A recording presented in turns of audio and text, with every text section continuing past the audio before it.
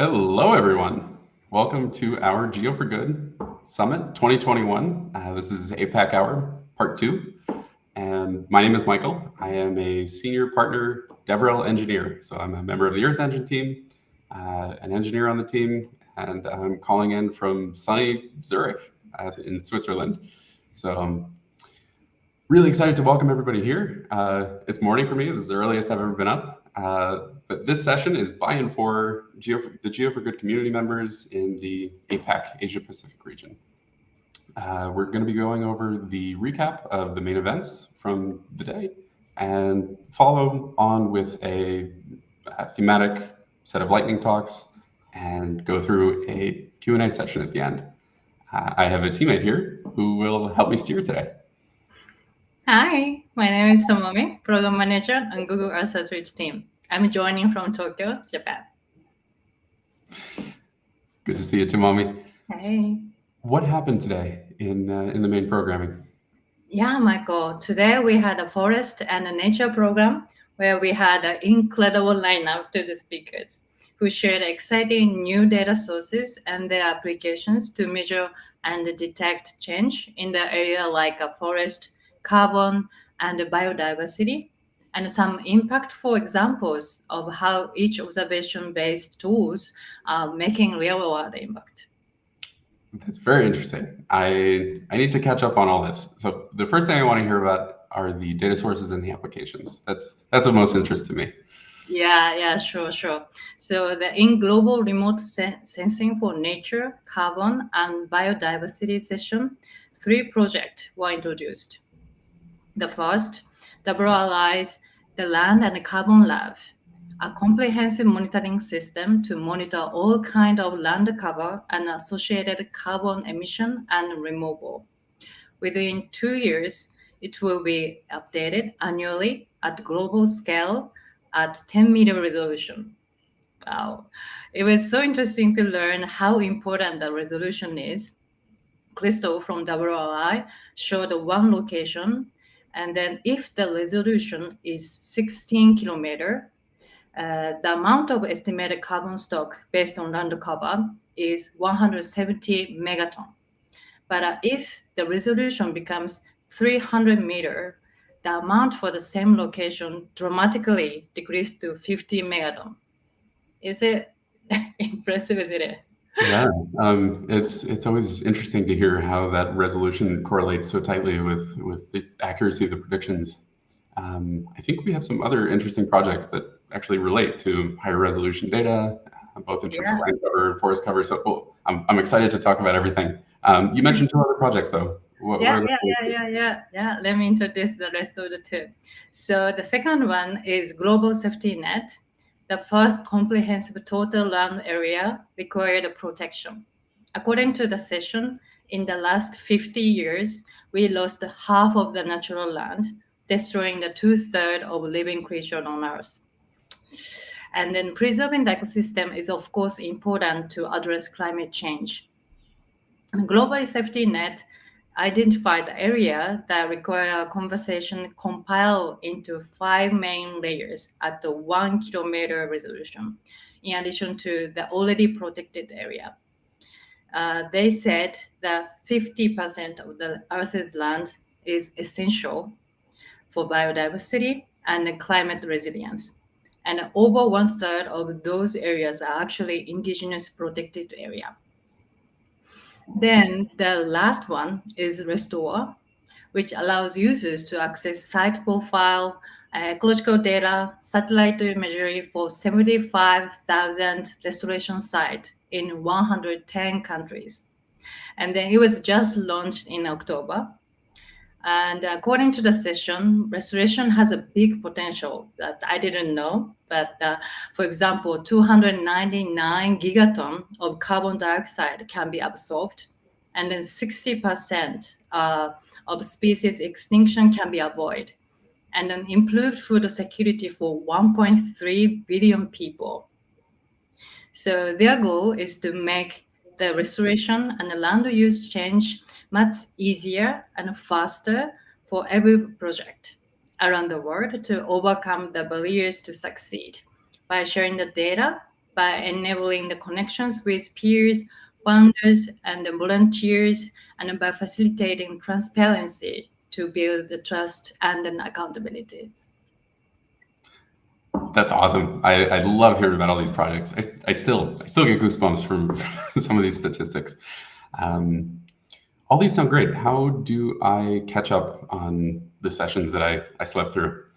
Yeah, because yeah, you should. Yeah, those videos will be available after the summit. So please stay tuned. You will get the information from us, Google Earth Outreach team. Excellent. Sounds great. What else happened during the day? Okay. In Novel Forest Data and Application Part 1 session, you can learn about Jedi and Obi-Wan. To tell you the truth, I've always been more of a Star Trek fan. I can make room for some Star Wars references. What is JEDI here? Okay. JERA is NASA's Global Ecosystem Dynamic Investigation, the first satellite LiDAR system designed specifically to measure forest structure, which has 10 billion land observations and is counting. And JERA estimate the biomass at multiple scale, 1 kilometer grid cells, countries, and continent, using sample-based estimation.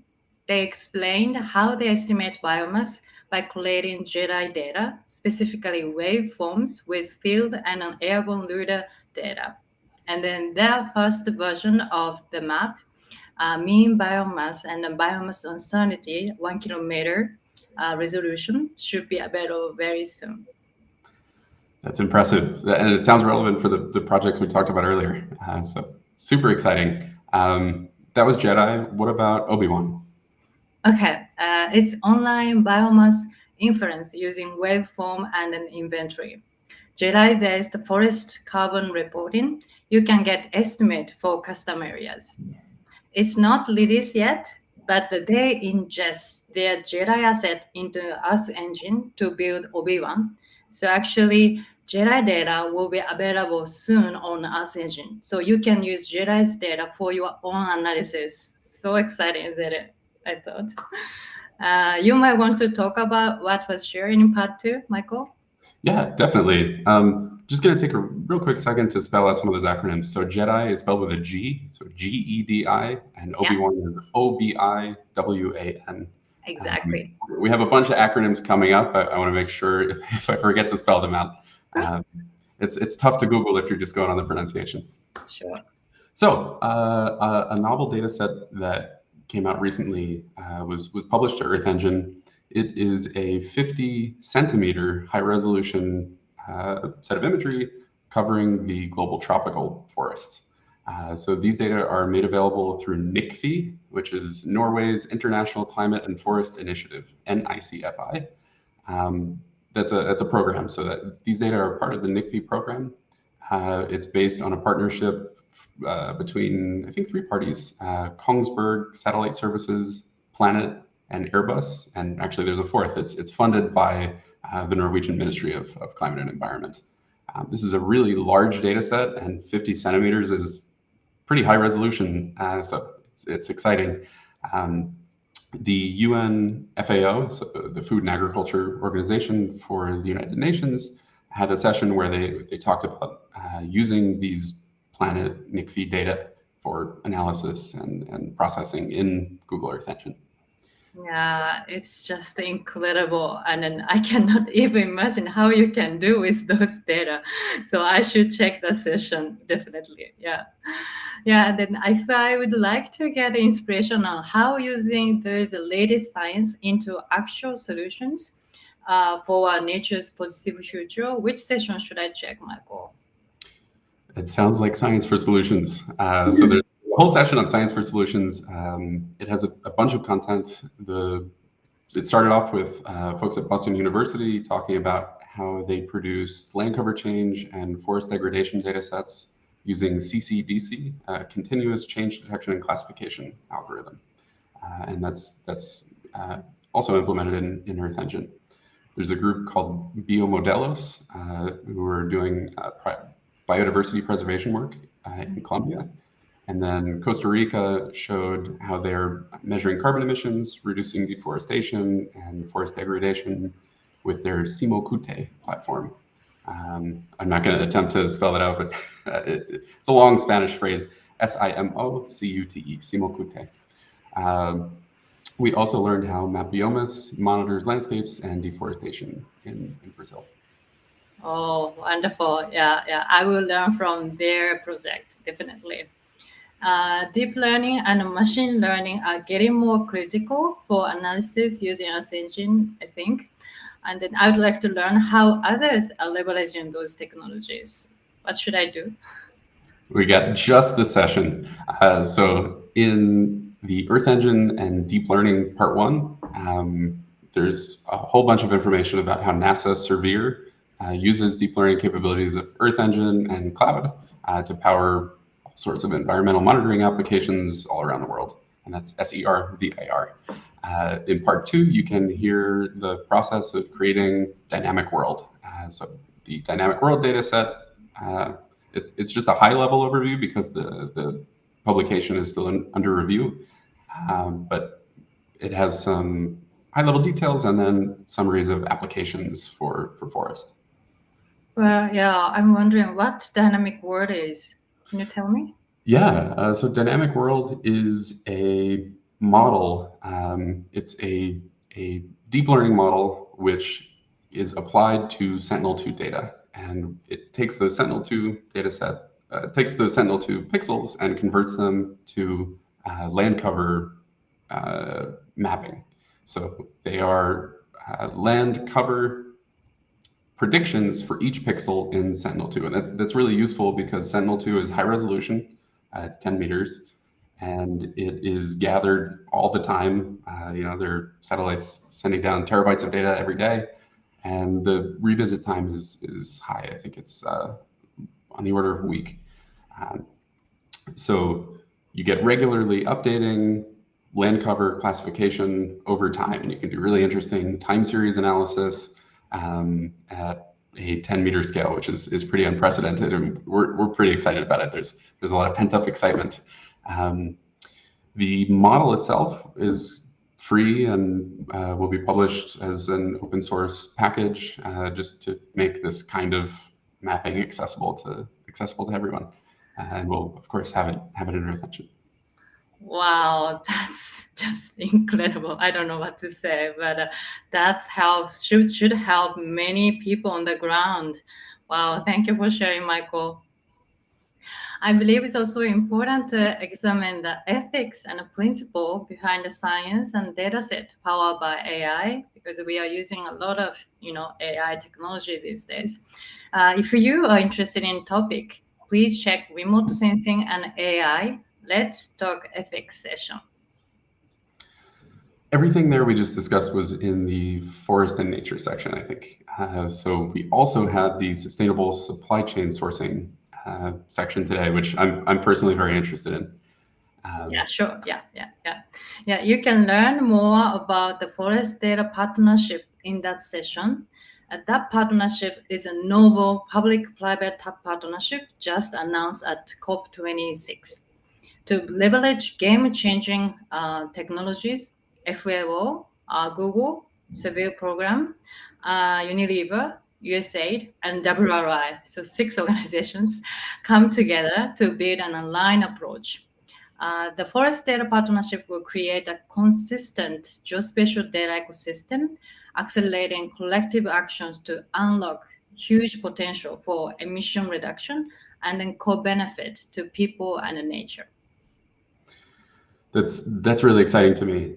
I think that having the private sector's commitments for measuring and taking action and being able to really see the effects of supply chain commitments and cleanup will be fantastic and have a huge benefit. So I'm personally very, very motivated by that. What about the technical side, though? Where do I go if I want to learn more about, for example, supply chain analysis? Yeah, of course. In Science Powering Supply Chain Analysis session is the session for you. So 3 scientists who are pushing the boundaries shared how we can estimate the properties of specific natural resources and monitor them over time using remote sensing data. So you should check it out. And also, in the last sessions, NGIS explains how implementing sustainability for global supply chain sourcing using Google Cloud Geo solutions, including Google Earth Engine, of course, partnering with Google and organizations, including Unilever. So that session will be helpful for you as well, Michael. Awesome. Perfect. I'll make sure I check out all that. I got a lot of homework. I know everyone wants to see the videos right away, but there is some delay. They'll be available soon. We're still doing all the processing. We want to make sure people have time to focus on the sessions that are live, like this one, hopefully. So yeah, please stay tuned. We will be publishing all the videos and releasing them shortly. With that, I think we can move on to our lightning talks. So our speakers are going to show up and present about how they're catalyzing change to protect forests, nature, and do sustainable supply chain work using Google's mapping tools. Our motivation, our goal for these lightning talks is to give you, the viewer, an understanding of kind of the possibilities of how these tools are wired together, how programs can be built around these tools, and really how all of that can contribute to on-the-ground, real-world change. So hopefully it's an inspiration. That's the goal. So that's the lens I recommend viewing these with. Is, hey, they did a really awesome thing that was highlighted here. How can I reproduce that locally or in my field of expertise, et cetera, et cetera. First, there are two topics that I want to cover first. So we will have a Q&A going throughout the session. So if you do have questions below, there's a place to fill those out. So we will be triaging and reading the questions. We have a group of people who are going to slot those and get those ready. So if you do ask a question, you can have them be answered live here. If you're watching this recording, then sorry, you send an email. If you have a specific question, please do identify the speaker for whom the question is targeted. That's it. And the next point there is we will have links to all the resources and slides and everything available. So don't worry if you don't have those yet. We are going to have we have links again below, and they'll be included with any recordings. So with that, let's begin. Our first speaker is Anaika. Anaika is a student at the City Montessori School in the historical city of Lucknow, India. She founded a student-led group called Yuva Yodha, which translates to Youth Warriors. It focuses on initiatives in areas like biodiversity, women's health, hygiene, and one of their current projects is around the conservation of saurus cranes. And we're going to hear more details about that now. So over to you, Anaika. Hello everyone, I am Anaika Pathak and I am here on behalf of Yuva Yodha, a student-led initiative. Today I am going to talk about leveraging Google Earth Engine for conservation of wetlands and saurus cranes. Now, biodiversity is the combination of life forms and their interactions with each other that has made Earth a habitable place for humans. 5,200 animal species, including 1 in every 8 of world's bird species, has had to face extinction. Now, coming to wetlands, these are important in maintaining ecosystem productivity, carbon sequestration, and providing wildlife habitat. However, due to illegitimate encroachment, we have lost approximately 64% of the wetlands since the year 1900. Now, we've been working towards the conservation of saurus cranes, which are the tallest flying birds in the world. A major factor contributing to their decreasing numbers is the lack of awareness among villagers. Other factors include wetland encroachment, violent predators, and electrocution. Now, Uttar Pradesh, being a large state, has hundreds of wetlands, and given our limited resources, we needed to focus our energies on the top few to maximize the impact of our conservation efforts. The likelihood of finding saurus cranes is much higher in wetlands that meet the minimum water occurrence parameters throughout the year. Google Earth Engine provided a simple programmable interface that displayed the water bodies that met our threshold. Further, since these lakes themselves are spread over several kilometers, the search engine also helped in pinpointing parts of the lake where nests would be most likely. Once we knew the areas of focus in dark blue in the picture, we could easily identify the target villages marked in yellow in the vicinity to focus our awareness campaigns. Further, we used Earth Engine's time-lapse feature to compare the changes in the outer periphery of the identified lakes during the period between 1984 and 2020. Now, as you notice in the sample snapshots, we found significant shrinkage of land attributable to reasons like cultivation for agricultural purposes as well as development of roads and other infrastructure in the vicinity, thereby leading to reduction in available habitat for saros. Google Earth Engine has been a key enabler for us to run targeted awareness campaigns in villages that are closest to the natural nesting habitats for saros. We are pleased to share that we have been able to work with villagers to conserve up to 15 nests with up to 20 hatchlings. For a vulnerable species like saros, this is significant success, but we still have a long way to go. Going forward, we plan on focusing on other interventions as well, like preventing encroachment of wetlands and shifting high tension power lines in the vicinity of the wetlands. That brings us to the end of my presentation. Thank you very much for a patient hearing. I would love to answer any questions. All right, Anaika, you get extra credit for combining my three favorite things: wetlands, birds, and time lapse. I'm curious what other data sets you used, and if there are any that you're interested in incorporating for future work. Hi, Michael. Thank you so much for the question and, of course, the extra credit. So as far as the data sets are concerned, we use Landsat data sets from collection 2, which is the latest one. So we made use of Landsat for surface reflectance for getting the data from 1982, which was the oldest one available. And then it also solved our purpose of identifying persistent lakes back then. And then we compared it with the help of Landsat 8 surface reflectance, which gave us an idea of the wetlands right now. So then we compared them, and as you saw in my presentation, there was significant encroachment. So then we targeted the villages around the wetlands for our conservation efforts. Now, as far as the future projects are concerned, I would love to, as a team, we would love to use Google Earth Engine for somehow leveraging the code editor, the time lapse, as well as artificial intelligence to identify power lines in the potential saros habitats. Now, the reason I'm saying this is because apart from lack of awareness, I think the major threat to saros cranes right now is these high tension power lines. So what happens is these birds are significantly taller, right? They're the tallest flying species, approximately 6 feet tall. So these wires kind of blend into the horizon and the birds are not able to see it. So they kind of run into the wires. And it's not like they sit on the wires and get electrocuted. It's more like they run into them while flying. And we've actually observed this on a lot of our activity sites, and we've seen it happen. So we were wondering that, maybe through my presentation, I could reach the right people who could tell me, because I explored a little bit on my own. And I don't think there is yet a feature that can exactly tell me where the power lines are. But as far as I explored, when you look at the map, you can see that in place of those pillars, there's just a small dot. And if you want to see the wires, actually, you just need to wait till the sun is at the right position so you can maybe see their shadow on the ground. But then that is not really very reliable. So I was wondering that if there is something that I'm missing out on, maybe any of you experts could guide me. I could work with you and get forward with this, because a lot of countries have adapted a lot of ways. They've increased the vertical gap between the wires, or maybe they've moved the wires underground.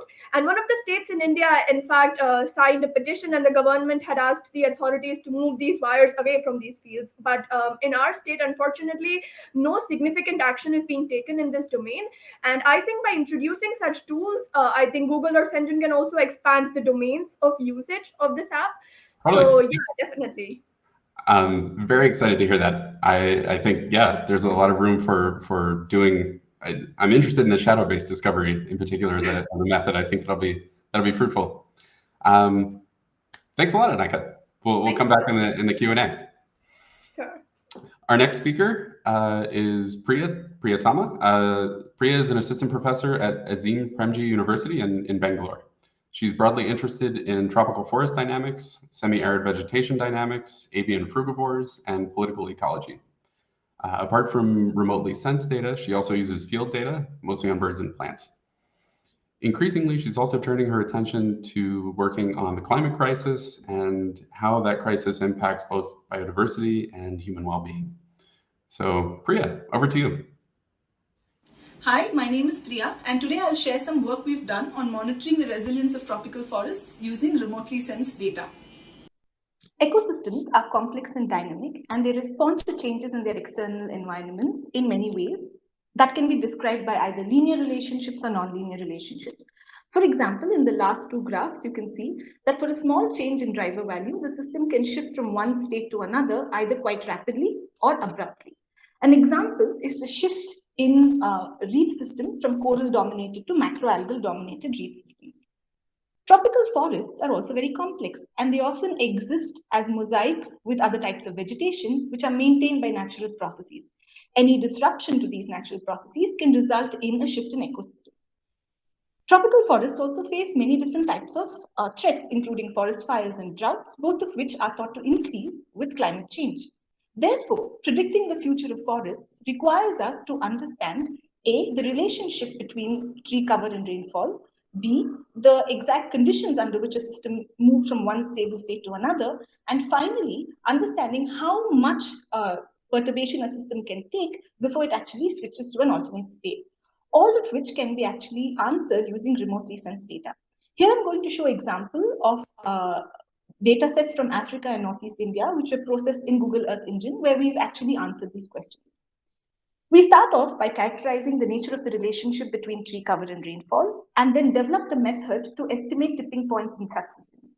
Finally, we measure resilience of tropical forests using temporal data sets. In the first case, we use MODIS EVI data processed in Google Earth Engine to characterize the relationship between EVI and mean annual precipitation. And you can see here that the nature of the relationship is quite distinct for African and Northeast Indian landscapes. We also then used same MODIS EVI datasets, both at large and small spatial scales, to estimate these tipping points based on theory and simulated datasets. And the model was then tested on real-world data. From our method, we were able to obtain critical points that were consistent with what is known from other studies. Finally, using long-term data sets of MODIS EVI, we are basically calculating the autocorrelation between two consecutive time steps as a measure of resilience in these ecosystems. We're doing this for Northeast India or Eastern Himalayas, where we know that climate change is a huge risk. Vidyut Sarania, for example, is using the Google Earth Engine platform to analyze long series of EVI data to generate maps like these, which show you the spatial configuration of autocorrelation function and therefore resilience in a part of Northeast Indian landscape. We hope that our data and our maps and our code can be shared with local stakeholders so that they can think about how to use them as they think about the future of their landscapes. Thank you. Cellular automata are a really cool tool to reach for when doing ecosystem modeling. I'm curious, can you say more about how you incorporated those results into your analysis? Is that in Earth Engine? No, unfortunately. So when we started the work, we started with the mathematical modeling first. We built a few mathematical models, then we did the simulated data set, and then we came in with the actual Earth Engine modeling. So most of that cellular automata modeling has been done either on MATLAB or R, and then we did the Earth Engine bit separately. But I think we are trying to think of ways where if we could integrate this cellular automata modeling into Earth Engine, that would just make the whole thing more seamlessly easy for us. But if anybody else has ideas doing this or has done this before, it'll be great to catch up, but we haven't yet figured it out. So it was done on 2 different platforms. Super cool. No, it's even interesting to hear plugging one into the other. That's really exciting. Thanks a lot, Priya. Thank you. All right, our third speaker is Shiva. Shiva is an IT manager at Ashoka Trust for Research in Ecology and the Environment. That's ATREE, A-T-R-E-E. He's been working on Google mapping tools and other open source mapping platforms for more than a decade. And he's been involved with training researchers, local communities, and other stakeholders on things like field data collection and management. He's particularly interested in creating applications that solve complex environmental problems, empowering local communities to leverage technologies and manage their their natural resources. So Shiva, take it away. Hello, my name is Shiva Subramania, and I work for Ashoka Trust for Research in Ecology and Environment as an IT manager. The participatory research, participatory mapping and assessment of regional distribution of invasive species is a citizen science initiative to map the extent and scale of invasive alien vegetation in India. It involves a grid-based sampling of species through citizen science and local community-led data collection. The objective here is to develop an atlas of invasive alien species for Moyar Bhavani watershed region on a pilot basis. The problem with the spread of invasives is that it leads to loss of biodiversity in the form of native endemic species, increase in instances and intensity of forest fires due to invasive vegetation like Lantana camara and so on, decrease in the quality of livelihoods of local indigenous communities in terms of impact on pastures, agricultural practices, and so on. We organize the region of interest into 3-minute grid and the process of prioritization of landscape and identification of transects using tools like Google Earth, Earth Engine, and Open Data Kit for data collection, data management, and analysis and visualization. Coming to the stakeholders and the participation in the various stages of the project, we have an inclusive team of people like citizen science practitioners, local indigenous communities, researchers, students, policymakers, and even forest managers. With respect to participation of local indigenous communities, we engage the Irula tribes who live in the border areas of Karnataka, Tamil Nadu, and Kerala for their traditional practices, knowledge, and of landscape and species. They were also part of our participatory resource mapping sessions. Soligas are another indigenous tribe that A3 has been working with for almost 2 decades now as part of our conservation livelihoods program. The Soligas inhabit the border areas of Karnataka and Tamil Nadu states and mainly engage in harvesting NTFP and shifting cultivation. In the context of this project, and with the larger objective of improving their livelihoods, we engage the Soligas to participate in these projects with their traditional knowledge of landscapes, species, and cultivation practices. As part of the invasive management and mitigation efforts, we have enabled the Soligas to with cooperatives and so self-help groups to harvest NTFE and manage lantana craft centers. Among the specific outcomes of this project, we are working on assessing the ecological and social impact of invasive vegetation. As a broader objective, we plan to extrapolate the efforts to other regions affected by the invasives to generate a species density and distribution atlas with the purpose of invasive management and mitigation strategies, incentivize local indigenous communities to participate in the process of minimize the impact of invasives on the quality of livelihoods through alternate sources of livelihood. Thank you.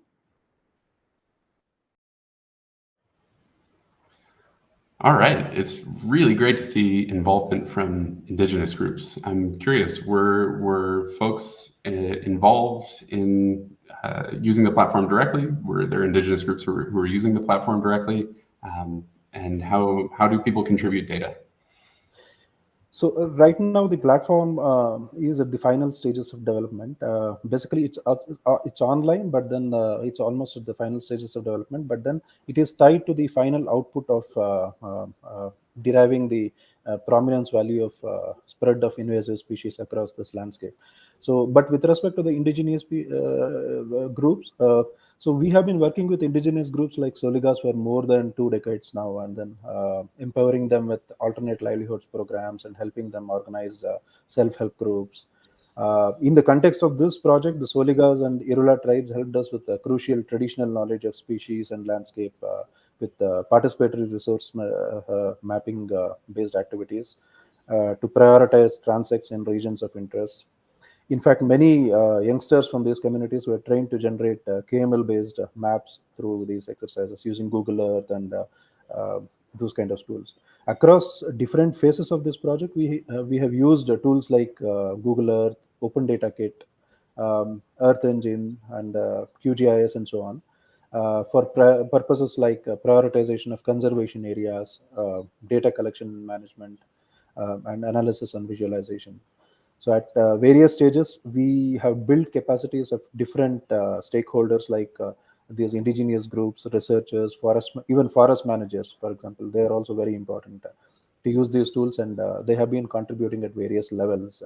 So that is what makes it really very participatory, as the title of the project says, it's a very participatory method of collecting data. So, yeah. Super. It's really exciting to hear about. Thanks a lot, Shiva. Before we move on to the next speaker, I want to just remind everyone to submit questions in the Q&A section. If you have them, submit them below.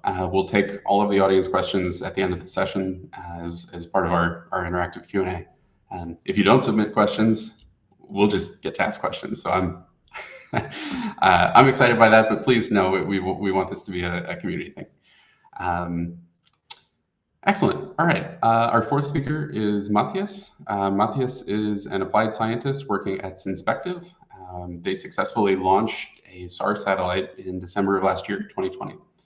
He's deeply passionate about how science can be a solution for the next decades to overcome the current crisis that the world is facing. The group has been using Earth Engine pretty extensively in the last year to highlight the potential use of Earth observation data sets. And they built a tool which does visualization of a lot of different data sets, from air quality to vegetation indices to cloud cover, and so on. So we'll get the details now. Mathias, floor is yours. Hello, everyone. Thank you for your introduction. Without further ado, let's get started. I will present how Synspective want to empower the JS community. So to understand our journey, we should understand where do we come from. So we are a small SAR satellite company. We are staffed with a mix of experts and users. And since we focus on democratization of our solution, we cover a wide range of industries. So what was our problem? First, for us to be able to enhance our solution, we needed multiple types of data. Data such as snow or vegetation cover were necessary. Second, data is endless. You may know it actually. Even with a clear idea of what data you wanted to collect, this is not trivial. And last but not least, collaboration, analysis, publish, and share. The final intelligence for decision-making is the byproduct of a pipeline of experts collaborating. And then, how you can efficiently report and share this intelligence is also critical. So why are we solving this? First, we think that our problem is shared by many like you who are currently listening. And that providing a tool will permit collaboration, cross-team, and expertise will empower people and creativity. The main reason Synspective is here today is due to our vision, an efficient, equitable, and resilient world. And by providing a platform where everyone can tackle this, we will bring forward our vision. So let's look at how we solve it. So this is a Global Geospatial Index, GGI, and first the data. We'll combine data from space and from the users. Powered by Google Earth Engine, we'll provide a large choice of GIS data. Then the user can bring data by himself, area of interest, on-site records with IoT sensors, or socio-economical data. Then how we solve the collab and publish part. Collaborative work and marketplace. Work together, add data from other experts, bring your data to players. It will be easy to play, easy to publish, like building your own Lego. You will just take the piece you want and arrange them as you desire intuitively. So some use cases that we come across during our work in sustainable forestry and agriculture, and that have a big influence on decision to create GGI for all. This comes from two companies who want to better manage their forest resources. For stock estimation, as you may know, in Japan, trees are an important part of the natural barrier to protect against landslide and permit a better absorption of water to protect against flood. As such, estimating the forest stock of specific owners is deemed necessary by stakeholders. Tree classification. Detecting from space where trees of certain species are already thriving will permit users to be keen on borrowing natural blessing without the need to artificially raise them. And here you can see an example of a platform where NDWY and Urban Index can be used for sustainable agriculture in terms of understanding water resources and the difficult balance between urban and agricultural areas. So with this experience from our user, we want to build and use our GGI as a tool to leverage decision-making for everyone who wants to have a positive impact in the world. Dedicated algorithm, generic component, dashboard, and graph, we got it all covered. Thank you for listening. I hope to see you soon. It is not every day that someone launches their own satellite to get more data to bring into Earth Engine. So that's exciting. Have you found that it's easy or useful to do combinations of your SAR data set with other SAR data in Earth Engine, like the Sentinel-1 data set, for example? Yeah, thank you, Michael, for the question and the hosting. That's actually a good question. Like as I said on my presentation, multiple type of data is always required actually. And even ourselves as a data provider, I mean, being able to look at the Sentinel-1 data, that's the SAR data, easily, was actually a good thing. And to be frank, we have an urban model that is running using machine learning. And at the beginning, we were using, Landsat information directly from the website. But after that, we switched to Google Earth Engine after we use different kind of data set, and we find it more easy for us to directly request the data we wanted from the API of Earth Engine on Python and feed it to a machine learning model in us for the urban classification. So yeah, that was a great tool actually, and I am glad that we used it. Excellent, great to hear. Thanks a lot, Mathias. Our fifth speaker is Thiyaku. Thiyaku is COO at Satyukt Analytics. He's been working in the remote sensing / GIS, agriculture, and water resources domain for 5 years. He works extensively on soil moisture estimates using SAR data and fusing multiple satellite data. So he and his team have recently developed a mobile application for farmers as part of the AI for Agriculture hackathon hosted by the Indian Ministry of Electronics and Information Technology, Hindustan Unilever, and Google India. So all those groups together. He'll provide more details in the talk. Over to you, Thiyaku. Hello everyone. Today I'm going to talk about the Sattu Farm, a mobile application which is developed by the Satyukt Analytics Private Limited for the farmers. So if you see the farmers, they face lots of problems. Like most of the time, their crop is get affected by the pest or the disease, and they have facing the lots of loss, maybe due to the rainfall or maybe the extreme climatic situations. And also, if you see the irrigation practices in India, it's not very efficient. They uses lots of flood irrigation, and then the managing provides lots of amount of water, and also they uses excess of groundwater. So the groundwater levels are declining day by day. So what we have done is we have come up with a solution with the help of the satellite data and the weather information, weather forecast for the forecast. With the help of the AI and the physical models, we are providing a solution to the farmers with the help of a mobile application. With this mobile application, they can get to know about the stress of the health of the crops with the help of the Google Earth Engine. We source the indices such as NDVI and the radar vegetation indices, and also we provide the diagnosis to the pest or the disease attacked spots. If the farmer upload a photo, we provide the solution to that, and they can see with the soil moisture information. With the help of soil moisture, they can get to know about the water stress, and also the irrigation scheduling advisories. And also we provide the soil nutrients parameters like NPK values, pH, and the soil organic carbon. And we provide the package of practices through the crop calendar and the weather forecast information. And based on the weather forecast, what type of pest or disease may come. So what we are doing with the Earth Engine here is, with the help of Earth Engine, we are providing the soil moisture information and the vegetation health like NDVI, RVI for the long term, like 6 months and the 5 years over a particular farm. And also we are verifying whether the farm is harvested. Once it's harvested, we ask the farmer to change the crop and change our advisories. And also we verify the age of the crop by the identifying the sowing date. And with the help of TensorFlow, we are estimating the nitrogen content, phosphorus content, and potassium, organic carbon, and pH. And also we are providing the irrigation scheduling. So this is how our app looks like, the login page, and it supports multiple languages, Tamil, English, Hindi, Kannada, and many other languages in Tamil, India. And the farmer can add their forms in multiple ways, either walk around the farm or draw their boundaries. And we provide the information such as NDVI, soil moisture, like long-term series of data, and weather forecast for the next 15 days, and so on. So these are the regions we are working on, like in Uttar Pradesh, Maharashtra, Telangana, Karnataka, Andhra Pradesh, Tamil Nadu, and West Bengal. In the outside India also, we are working in some locations in Guyana. Thank you.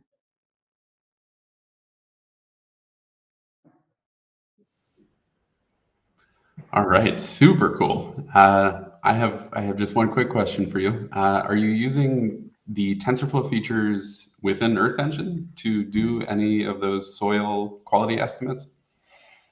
No, unfortunately, no. We started with doing separately, we are doing it in our local machines, downloading the satellite data and doing it. And as part of this AI for Agriculture Hackathon program, we started using Google Earth Engine. In the future, we are thinking maybe we can link it using the Google Cloud, where Earth Engine and the TensorFlow and our data from the local machine into the cloud. This is what we are. Yeah. Excellent. No, that's exciting. Thanks a lot, Thiyaku. Thank you. Our fifth speaker is Taro Hosaka. Taro is working at the Forest Agency in the Ministry of Agriculture, Forestry, and Fisheries in the government of Japan. He studies measures to prevent global warming in forests. For example, this year his team estimated the 2030 target for carbon dioxide absorption within Japan's forests. His team is also trying to address the issue of deforestation in Japan, which includes deforestation monitoring, and we're going to hear a little bit about that today. Unfortunately, Taro could not make it here today, so please contact him directly if you have questions or comments related to the talk. You can find his contact information in the presentation slides, so make sure you write it down. All right, with that, let's hear Taro's talk. Hello, my name is Taro Hosaka, working at Forestry Agency in Japan. My team is developing a forest logging monitoring program using the Google Earth engine. In Japan, many forest plantations have matured and are being logged as shown in the photo above the right. But local government officials do not have a good grasp of the actual situation of logging. Many forestry areas in Japan have steep slopes, and uncontrolled logging by contractors can cause roads to collapse and lead to disasters. There have also been legal cases of logging without the permission of the forest owners. Our goal is to make it possible for local government to grasp and monitor the logging situation in order to achieve proper forest management. For this purpose, we are developing a logging monitoring program using the Google Earth engine. The logging monitoring program extracts logging areas from satellite images of 2 time periods using the Vegetation Activity Index. The operation is simple. All you have to do is access the site on the internet, select the target city, and enter the timing of 2 satellite images. This is a screenshot of the logging area extraction result. The satellite is Sentinel-2, which can be utilized by Google Earth Engine. The image on the left is from 2016, and the image on the right is 2020. The Earth-colored parts of the logging areas are automatically extracted with red polygons. We verified the accuracy of the program in the field and found that the correct answer rate was around 80%. Currently, several local governments are using the program on a trial basis. In the future, we would like to modify the program so that it can be used by all local governments in Japan. The photo on the right is a superimposition of logged areas and collapsed areas. We intend to use this information not only for logging monitoring, but also analyzing the relationship between logged areas and collapsed areas. Thank you very much. If you are interested, please email me at this email address.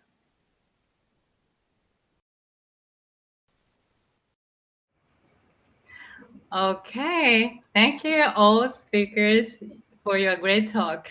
So now, please welcome everyone on the virtual stage. We are already here. Thank you, everybody. Great work.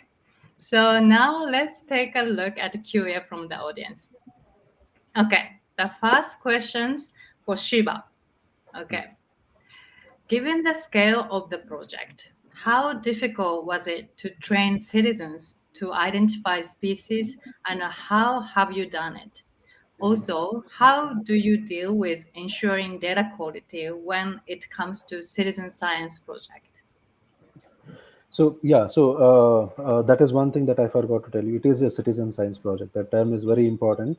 When we train people in such large-scale teams, it's important that the initial set of trainers are trained to such an extent that they are able to train the next level. So it's like a training of trainers concept. So, but you are there to just make sure things are percolating down properly, whatever has been told to them. So that is one thing. And then second thing is, as I told you, there are different stakeholders in all of this, be it the communities or the researchers and students. So all of them have a stake in this. So when you come to this project as an invasive species, there is a effect on all of their livelihoods, like especially the local indigenous communities, their quality of livelihood, say for example agriculture, and or you have this NTFP harvesting and that kind of stuff. So all of them get affected. So basically you need to train all of them at in the context of their activity, and then they train them in those tools that are relevant for them. So that is one thing. And then to coming to the question of credibility of data, I mean, how are you going to maintain that, and even the identification of species? So what we have done is, with each of these groups, we have tried our level best to include a taxonomic expert or a biodiversity expert wherever possible, because we have it's not just A3. A3 is one partner in this consortium of several research institutions. We have other institutions like Keystone, WWF, and many such partners who are working with us. So they also have their own niche experts in taxonomy. So they have also contributed to all of this. So we tried to accommodate at least one leading person in each of these groups. So that is one thing. So with respect to the credibility of data, so once the data comes in, so most of the data collection happens through Open Data Kit, and then the data comes into aggregate servers. So we have a moderation mechanism for all of this data by experts. So once the data is moderated, then only it is published live onto the server. Whether it is for the species identification or for the accuracy of geospatial accuracy, and that kind of stuff. So we make sure that there is a moderation mechanism. All the data goes through these experts, and then only it is published onto the website. Yeah. Thank you. Yeah, trainer model is really working. Actually, Google Earth Outreach team is applying that approach as well. And then I found that respect their context, for especially indigenous group, is really important. And actually, we are covering that topic tomorrow's main programming and also the APAC hour. So if you are watching live, please tune in tomorrow's session as well. Okay, thank you, Shiva. So next question. So maybe I'm going to ask you, Anaika. Thank you for a great talk. And actually, I'm wondering if you are planning to scale your approach, using Google Earth Engine for your conservation activities to other species, or kind of sharing that your knowledge with other organizations to scale more area or species. Right. Thank you so much for that question. And I think while I was, doing this project, a lot of other people were asking me the same thing, because, Saris is like a vulnerable species, but there are a lot of other species whose numbers are decreasing even more faster. So definitely, but I think for now we were focusing on Saris cranes because we were in the initial stage of our project, and we were, as researchers and moreover as high school students, I think we were just focusing so that we are just able to get a hand of how the platform works and who we need to approach for our efforts. But definitely, I mean, this with looking at the success of our current project, how we've been able to save like 20 to 25 hatchlings, which is a big deal for us, for a group of students who's working on our own completely. I think that is a significant achievement. So but looking at this success, I definitely think we can expand, and we are definitely planning on taking the help of a lot of other organizations, like I just mentioned, for the power lines project. And we need to take help from the authorities as well as other organizations that can maybe help strengthen our data and our observations. And definitely, I mean, yeah, so there are a lot of species that we definitely think need more attention, and I am afraid they're not getting the kind of importance that they need. So definitely I would be glad. All right. Can't wait to see. Yeah, that, Thank you. getting big, your project. Thank you, Anaika. So next question for you, Priya. So I think you heard we just got kind of cooperation with Planet NICFI program, that 50 centimeter data set for tropical forest. Do you plan, or are you interested in using that data for your project? Yes, so we're working in two different kinds of landscapes right now. So one is the tropical forest landscape and the other is the semi-arid landscape. For the tropical forest landscape, I think we're mostly focusing on pretty low resolution data because we're doing it over very large spatial scales. And we are we're getting measures of change that do reasonably well at 30 meters or even 200-meter resolution. Whereas for the semi-arid landscapes, the way we measure resilience is very different. We have to actually monitor how the patches of vegetation change over time, and higher resolution data there will be very, very useful for us. So definitely something, I had just made notes when you were talking about it, something at that scale will be very useful when we want to monitor semi-arid landscapes, and India has a lot of these landscapes that are vulnerable. So yeah, thank you. Oh, it's great to know and exciting to know. Maybe next year, Joe for Good, maybe you can have big update using the data. Yeah. Thank you, Priya. Okay. Thank you. Thank you. And next question, maybe, okay, to Mathias. Are you ready for the question? Okay. So people often want to do in-SAR processing with Earth Engine, but our data model doesn't make that easy. What tools do you use for SAR processing? That's a good question. I mean, it's more like for expert on SAR, basically, but for in-SAR analysis, we use Gamma software. As you may know, it's like kind of cumbersome to do a full automation of it because it's everything on basically shell script. However, automation is possible, but I agree that maybe not only machine learning algorithm on Google Earth Engine, but maybe more like traditional algorithm, maybe some typical satellite algorithm like calculating the air mass factor, by example. If this algorithm can be added to Earth Engine to raw data, that would be interesting because we are only using, the byproduct of like Landsat or NASA in terms of like how they twerk the algorithm. So maybe sometime it would be more interesting for us to directly, change all the algorithm is done rather than having the final product. So maybe if Earth Engine can add this interesting algorithm that we can use, to enhance the raw data, that would be interesting actually, I think, as a full pipeline of work available for sure. Okay, thank you so much. So actually it's coming in one questions for, but before that I will ask one question to Thiyaku. I was wondering if you got any reactions from farmers that maybe we didn't hear that part in your talk. Yeah, actually, when we saw them, sometimes the farmers are very excited when they are able to see even just see the farm from the map. When you just stay seeing the area, and we give the solution, it sometimes works. They will be very excited to use the technologies. And sometimes we face some difficulties, like some farmers may not be very techy to use the app, so maybe we have to educate them. So what? Yeah. All right.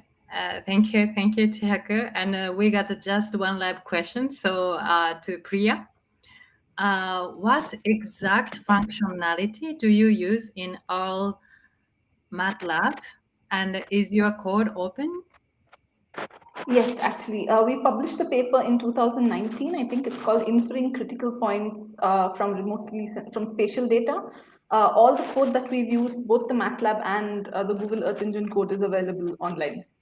If you just click on the paper, and you should be able to find the GitHub link to find the code. Wow. So everyone can see that. Okay, thank you so much. Okay, then maybe one last question, maybe for all of you. That's my question for you. The most proud moment for your project that you would like to share with the audience. When did you feel the most proud about your project or achievement for your project? Anyone wants to start? Okay, Anaika, please go ahead. So I've already spoken a lot, but I think this is a question I really can't, let go of. So I remember, so we started our project earlier this year during the second wave of COVID in India. And I significantly remember that we used the code editor and we used time lapse and everything was going all right. But to be very honest, we were just researchers, we were just experimenting because we had a lot of free time and no academic pressure. But eventually, when we saw progress and we could actually see things through the map, I could spot my house, I could see cars and everything. It was just mind blowing. And I initially I thought that okay, I can do this with Google Maps as well. But then I kind of came to a conclusion that no, the code editor is like really efficient, and the details that it gives is really commendable. So then we had our conservation efforts. We ran a lot of campaigns, as you must have seen in my presentation. There were photos. And I significantly remember that one day I received a call from one of the villages where we had run a campaign, and so the farmer had called. So we had given them our numbers that just in case you do get, nests where Saras has laid eggs, just please ring us up.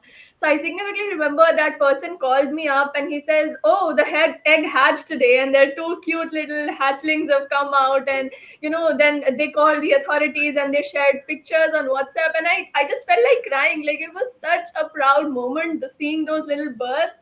And yeah, I think that was the best day of my life. Thank you, Anaika. Congratulations. Yeah. Oh my God. Thank you so much for sharing. Okay. Anyone wants to add? Maybe it's okay. Okay, Shiva, you're the first. So basically, initially when we our project has been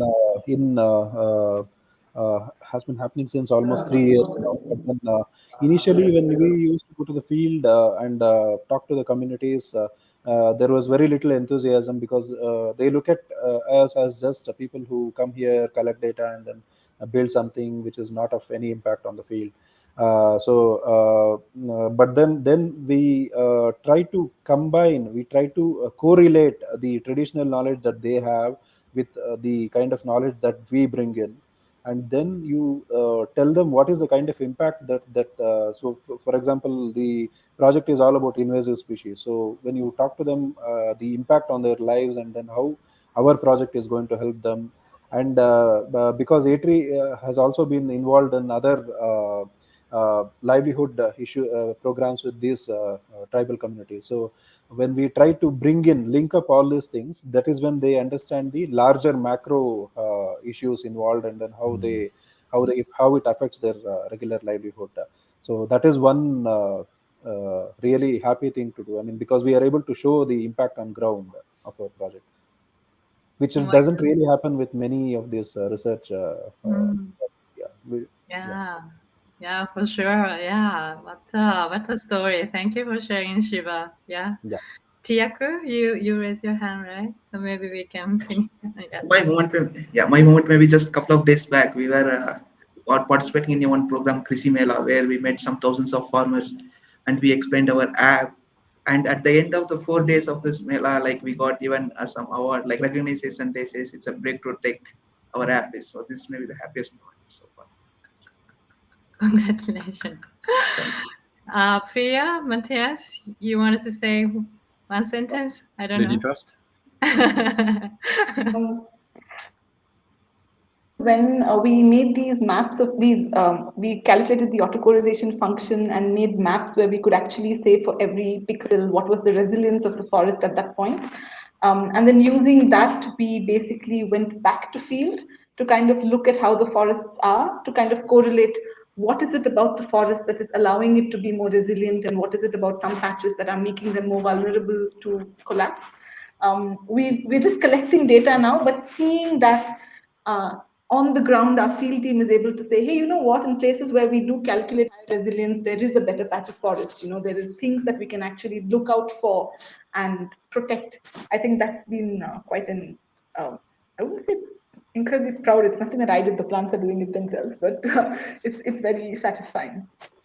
Cool. Okay, the last, Mathias, go ahead. But not least. Yeah, I think it's two events for me. I guess the first time I used Google App Engine, we actually implement it like in the Python API. I'm an applied scientist, so I always like to do applied science. So when we were able in the team, to just like find the same kind of like impact of COVID-19, during like in charge like our household index in China or even in India, like see the change that's happening directly in the world, using that was actually something I know was able, I was able to do it, but doing it is totally different experiences. So the fact that we are building a tool, where people can see this change and like maybe deduce something for themselves, like taking the, like the decision in their hands was really powerful. And actually, a second one was I was actually quite happy that you contacted us to participate. Actually, so that was also like something I was proud of. I think everyone here also is proud of to be part of this.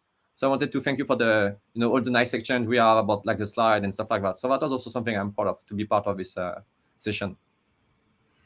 Oh, thank you so much, everybody. Yeah.